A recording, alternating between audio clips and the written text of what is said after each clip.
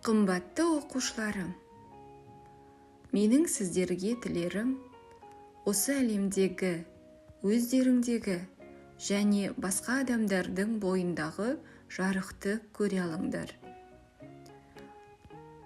Өзгелерге жылы сөз айтып, өз жетістіктеріңді де мақтан тұтыңдар.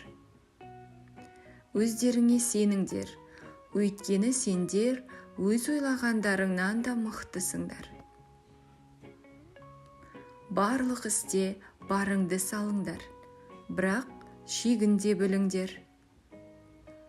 Егер көмек керек болса, сұраңдар, басқалар көмектесетініне сеніңдер. Жүректеріңді қуанышқа толтырып, әрқашан күліп жүріңдер. Маған сендердің күліп жүргендеріңді көру бақыт. Әрқайсың ерекше, өзге, әрі ғажап тұлғасыңдар. Бәріңді бағалаймын.